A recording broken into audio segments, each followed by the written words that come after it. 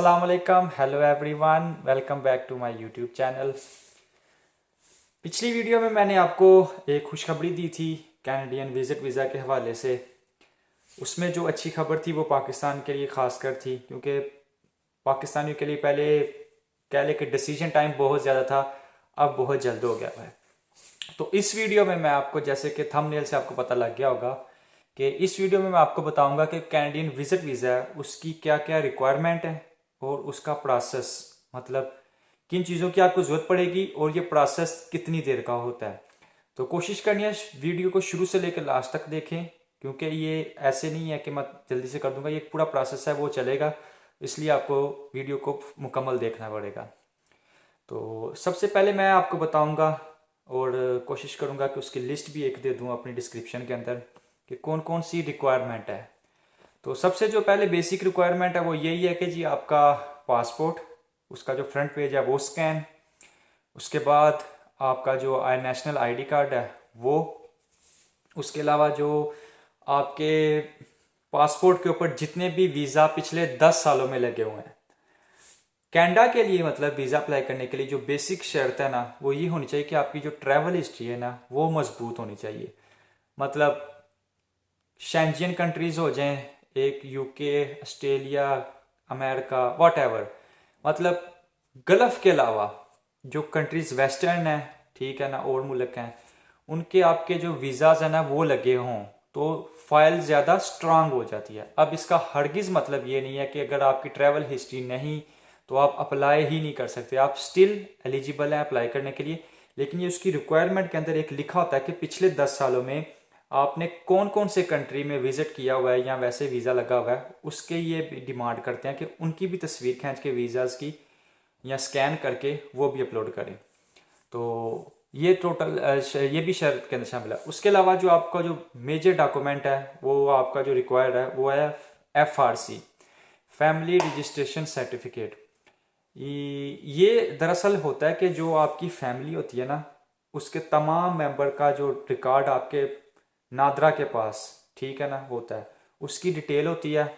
तो उसका भी ये एक स्कैन इमेज कह लें या जो भी, वो भी इसकी एक रिक्वायरमेंट में शामिल होता है। तो FRC ये भी इसमें शामिल होता है। उसके अलावा आपका जो पिछले 10 साल का जो है ना, कह लें कि वर्किंग एक्सपीरियंस, स्टडी, व्हाट्सएवर, पिछले 10 सालों के अंदर जो आपका स्टडी और आपका वर्क एक्सपीरियंस, उसका भी एक प्रूफ मांगते हैं, ठीक है ना।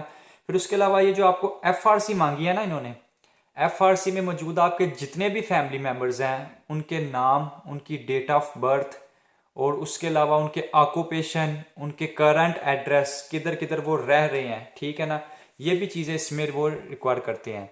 तो उसके अलावा अगर आप यूके में हैं, ठीक है ना, यूके में स्टूडेंट हैं, वर्क परमिट पे हैं, व्हाट्सएवर PSW पे हैं, तो अगर तो आप यूके में हैं तो आप अपना जो ज़ाहिर है वीज़ा उसको भी स्कैन करके अपलोड करेंगे, वो भी रिक्वायरमेंट में शामिल हो जाएगा। और दूसरा आपका BRP, ब्रिटिश रेजिडेंस परमिट, वो स्टूडेंट्स को भी मिलता है, PSW वालों को भी मिलता है। और मतलब यूके के अंदर जो लीगली स्टे करते हैं उनको एक BRP मिलता है, उसको बोलते हैं ब्रिटिश रेजिडेंस परमिट, ठीक है ना, वो भी रिक्वायरमेंट के अंदर शामिल होता है। इसके अलावा अगर आप यूके में रह रहे हैं और आप इधर काम कर रहे हैं, ठीक है, पार्ट टाइम, फुल टाइम, जो भी है, उसकी सैलरी स्लिप्स, मतलब सैलरी स्लिप्स इसलिए मांगते हैं, उसमें एक प्रूफ होता है कि आपने मतलब काम किया हुआ है, कितना टैक्स दिया हुआ है, जो सूरत हाल है, ये भी एक रिक्वायरमेंट के अंदर शामिल होता है। और उसके अलावा जो एक और इनकी रिक्वायरमेंट है उसमें यही होता है कि मतलब उसके अलावा जो एक और वो मांगते हैं प्रूफ, वो ये होता है कि जो जो आपका बैंक स्टेटमेंट, ठीक है ना, मैं ये यूके में रह रहा हूँ, मैं इसलिए इस हवाले से बात करूंगा कि इधर एटलीस्ट 3000 जो आपके पाउंड्स है ना वो 3 महीने पुरानी स्टेटमेंट एटलीस्ट, ये भी रिक्वायरमेंट के अंदर शामिल होती है। उसके अलावा एक और रिक्वायरमेंट होती है कि अगर आप यूनिवर्सिटी में पढ़ रहे हैं, ठीक है ना, आप ड्यूरिंग स्टडी है या आफ्टर स्टडी है, तो एक ड्यूरिंग स्टडी में है तो वो आपका यूनिवर्सिटी का जो इनरोलमेंट लेटर होता है, मतलब जिससे उनको ये पता लग जाए कि ये किस यूनिवर्सिटी में पढ़ती हैं, इसका स्टडी प्रोग्राम क्या है और कितनी देर को इसकी स्टडी ख़त्म हो रही है, ठीक है ना। तो ये भी एक रिक्वायरमेंट होती है इसके अंदर ना, विजिट वीज़ा के अंदर। तो इस वीडियो को बनाने का मतलब यही था, वीडियो को मैंने शॉर्ट भी रखा है कि आजकल जो है ना काफ़ी ज़्यादा स्टूडेंट्स ये अप्लाई कर रहे हैं स्टूडेंट वीज़ा, अपना कैनेडियन विजिट वीज़ा। तो उसके लिए कुछ रिक्वायरमेंट्स थी। अब मैं आपको उसका शॉर्ट करके ना प्रोसेस भी जल्दी से बताता हूँ कि कितनी देर में ये कंप्लीट होता है। तो सबसे पहले जो मैं आपको चेक लिस्ट बताई है, ठीक है, जो सारी लिस्ट बताई है, ये आपने डॉक्यूमेंट्स कंप्लीट करने हैं। कंप्लीट करने के बाद आपने कैनेडियन की जो गवर्नमेंट की जो वेबसाइट है उधर जाना है। उधर जाके आपने अपना वीज़ा जब अप्लाई करना है तो ये 1 बाय 1 ये सारी चीज़ें जो मैंने आपको बताई हैं ये आपने जिधर जिधर रिक्वायर है उधर उधर सबमिट करवानी है। सबमिट करवाने के बाद आपको वो जो है ना, आप जब एप्लीकेशन सबमिट होती है तो नेक्स्ट वीक के अंदर आपको वो जो है आपका अपॉइंटमेंट लेटर वो आ जाता है। अगर आपने अर्जेंट रखवानी है, आप सारे अर्जेंट ही रखवा रहे हैं तो इसका कोई मसला नहीं है, वो आप अर्जेंट रखवाएंगे, वो आएगा। उसके बाद क्या होगा, जैसे ही आपका अपॉइंटमेंट लेटर आएगा उसके बाद आपके अपॉइंटमेंट आ जाएगी फिंगर्स की। तो अगर तो आपने पिछले 10 सालों में ऑलरेडी फिंगर्स दिए हुए हैं तब तो आपके वो अपॉइंटमेंट की ज़रूरत ही नहीं पड़ेगी, ना फिंगरप्रिंट्स की ज़रूरत पड़ेगी।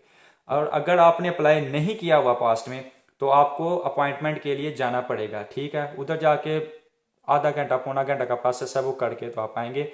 इस सारे प्रोसेस में मैंने आपको बताया वो जो इनकी एम्बेसी फीस है ना वो 183 कैनेडियन डॉलर वो भी आपने पे करनी होती है और इसकी मेजर कास्ट भी यही है।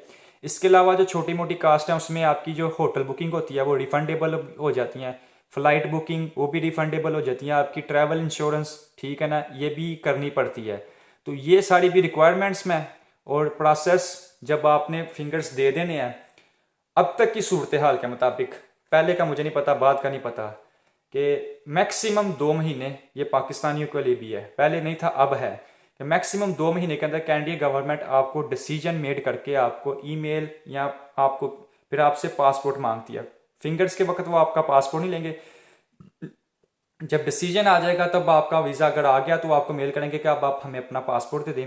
तो पासपोर्ट बना तो आपने कोशिश करनी है कि आपकी मुद्दत जो है ना वो ज़्यादा से ज़्यादा हो। अगर 10 साल की होगी तो वो 10 साल का स्टैंप लगा देंगे मल्टीपल एंट्री के साथ। तो 2 महीने लिमिट।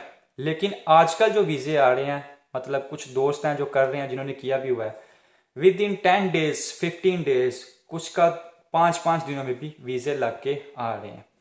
तो ये थी एक छोटी सी वीडियो प्रोसेस और रिक्वायरमेंट्स के हवाले से कैनेडियन वीज़ा के लिए। तो उम्मीद है आपको वीडियो पसंद आई होगी। तो अगर फिर भी कुछ कन्फ्यूजन है तो आप कमेंट्स में पूछ सकते हैं।